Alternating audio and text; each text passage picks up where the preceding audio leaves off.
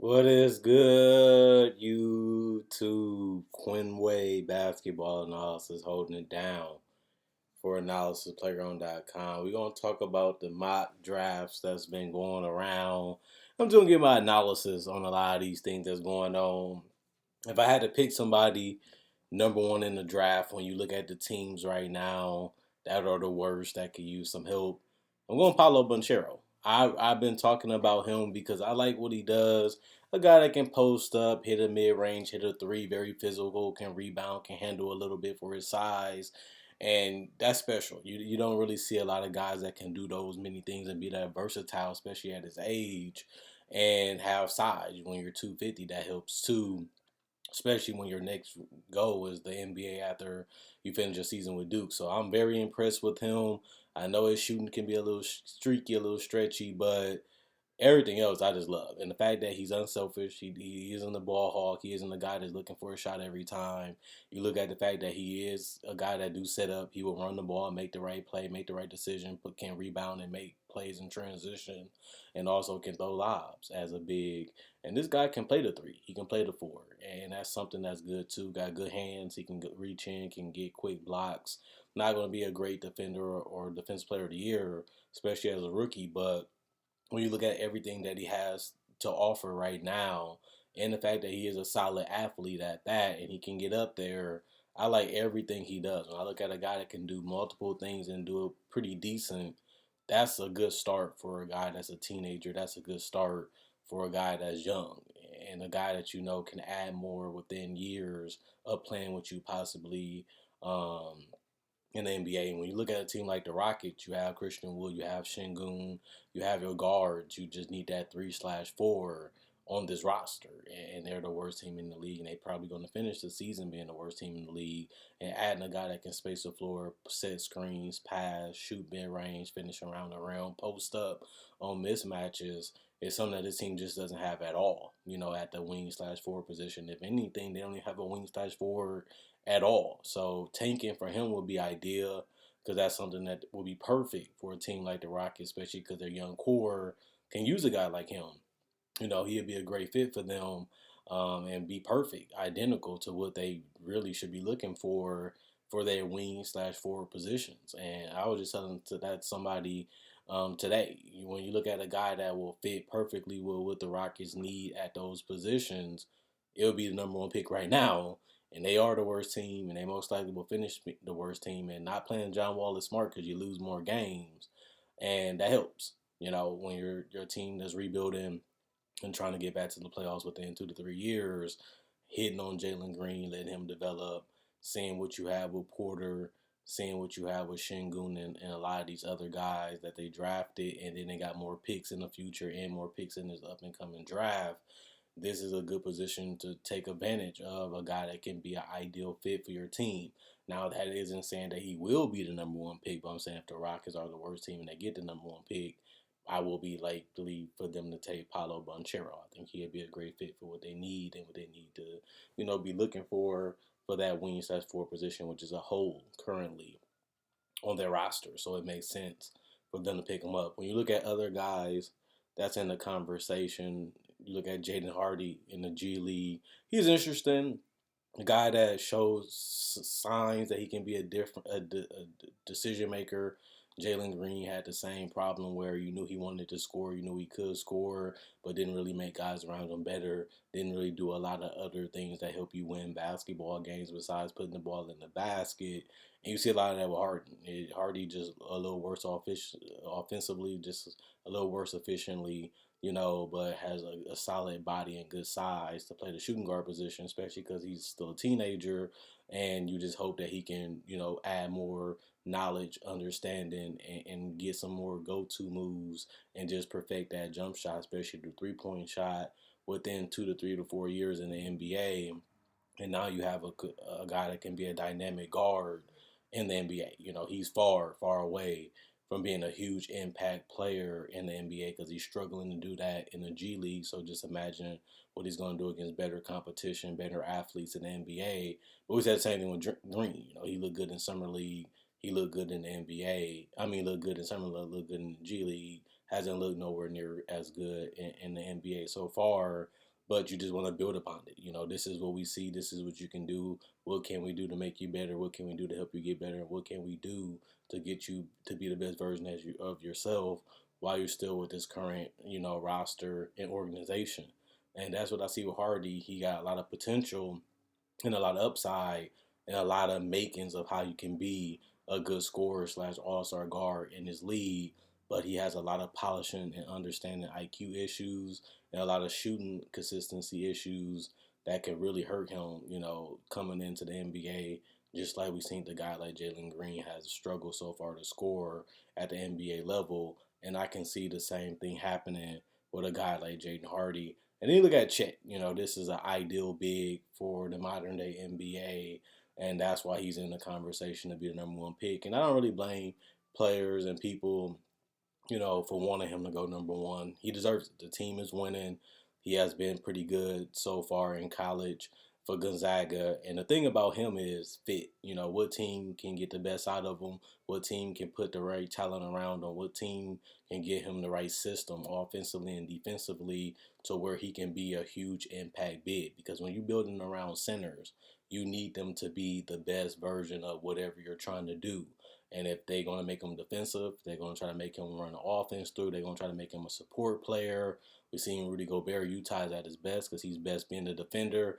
The Denver Nuggets are at their best when they run everything through Jokic. So he's going to have to figure out what he's going to be and what he's going to do dominant and well at the NBA level. And it can be tough for a guy like Chet when the body, the size, the scoring, the streakiness of the shooting, all those will be questions and concerns for him coming into the NBA, especially because he hasn't really been a dominant offensive player so far.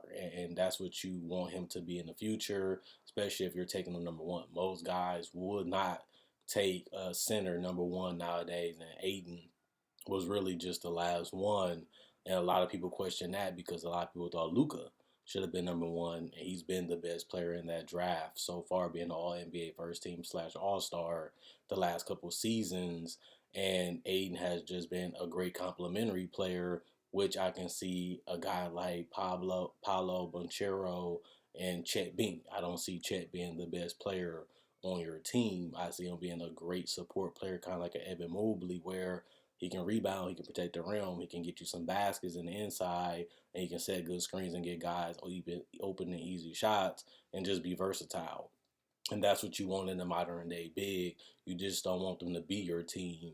You want to be able to put a team around them and allow them to make guys' jobs easier and also just clean up the mess in the paint and just dominate, whenever you have a mismatch. Or on top of that, score if you have the moves. Chet don't have enough moves offensively. That's why you can't put him in that Jokic and B conversation, because he just don't have the moves and the physicalness that they have right now, because he just don't have the body, and he just doesn't have the post game that they do, which is a problem with taking a guy like him number one, because he's not going to impact you into a couple years from now as being your second, third best player on the team. And that's what you have to consider if you want to take a guy like Chet, honestly, number one in the draft, because he has a lot of understanding that he would have to figure out at the end of the day when it comes to the NBA game, and just getting his body and his mind ready to be a guy that people going to rely on defensively, teams going to rely on offensively. And honestly, it's just tough to see him being able to do that at the NBA level currently. So it's going to be interesting to see where he goes, where his team goes as the season continue to go on. And then you look at a guy like Jabari Smith. He's a guy that a lot of people are interested in, a guy that has size, has some type of shooting, can be a switchable 3-4 slash guy, and a guy that can really be the perfect complementary player on the right team too. Even a team like Houston can use a guy like Jabari Smith too. If they don't get the number one pick, they won't be too devastated if they get a guy like Jabari Smith, because he will fit what they would need at the forward position. May not be the greatest defender, or may never be, but can really shore up a lot of those small things that you would need for a team that's trying to build and find an identity, trying to find something that they can really start putting talent around and build hope, that the Rockets can finally do something special. And I think Jabari Smith is raw. He has a strong suit, a skill set, and then you just want to see what else can he add, what else can he be, what else can he do as he becomes an NBA player and as his IQ and understanding of the game matures. Can he build upon that and be an all-star caliber player for me? And if I'm taking him in the top 5, I want him to at least be an all-star caliber player. We'll just have to see will his game mature and translate enough at the NBA level where he can be a borderline slash all-star caliber player. And then when you look at other guys like Marjan and other guys like Jaden Ivey and other guys, even like Patrick Baldwin and these guys that a lot of people like and a lot of people understand could be special, in Pacific roles and great complementary players. I always say those guys are also important. You need those guys in the league. You need those guys to build around just because support players are just important as superstars. You need guys that can make shots, make plays, be amazing at particular things, whether it's scoring, whether it's shooting, whether it's passing, whether it's just making guys better, understanding the game and making the game simpler for a lot of your teammates. Those things are keys, and those things are also important when you're trying to build a championship team. Of course, you want that guy, but you need those other guys to fit, flow, and play well off of him and play well together, especially as a starting lineup. And that's why those guys are just equally as important, just because you have to build a team. And a lot of these guys I don't see as a 1A or a guy that's going to lead you to a championship team in this particular draft. But I do see guys that they can be your third or your second guy if they develop and mature and translate in the NBA, and then they can help you become better. And that's what you want in the draft. You want that superstar or you want that all star. And you need a superstar or multiple, or you need superstars and all stars and a great complementary player in that starting lineup with them. And a lot of these guys, I don't see a number one dominant, unbelievable player in this draft right now. But I do see other guys that can be 20 point, 20 and 10, 25 and 5 type guys, and those guys are essential to putting together a good run, to putting together a good offense, to putting together a good scheme and system that can really be implemented as a team and can really help other guys that need that. Superstars do need other guys to make it fit, to make it work, to make it mesh, to make it all smooth out, on the court, whether that's defensively, whether that's offensively, or whether it's just being elite at a specific skill. And some of these guys are good at one thing. Paulo is, for example, good at a lot of things, and that's why you don't mind saying we can take this guy, put him with this guy, and then we can do this with these guys. And next thing you know, you're going in a direction. You know what you have. You have your foundation. You know what you're trying to build. You know what you're trying to do on both ends of the court. And some of these teams that are bad, they have talent, they have players, but they still don't know what they're great at, what they're trying to be great at, what they need to do schematically as a team. And guys in this draft can give you a direction. Okay, now I got these guys. Now that I got these guys, we can start playing like this. We can start doing this. Then we should try to be able to do this. And that's what happens when you're a bad team. You don't have enough talent. You don't have enough guys that can produce at a good level, and that's why you lose a lot of games. And these guys will be great complementary players no matter who this guy is in this draft. When I look at the top 10, top 15, I don't see superstar. I don't see franchise changing player. But what I do see is guys that can be a second or a third option and really be great at a particular thing or amazing at a particular thing that can help make other guys around them or another player better, and that can elevate the team to another status 2, 3, 4 years from now when they figure it all out. So I like this draft. I like a lot of players in this draft, and I really do enjoy, seeing a lot of these young guys play. The college season is still fresh. It's still new. There's no guarantee number one pick. There's no guy that's definitely going to be the number one pick right now. But we do see guys that has that potential. But like I told people, and listen to me now, You need a team that can build around you.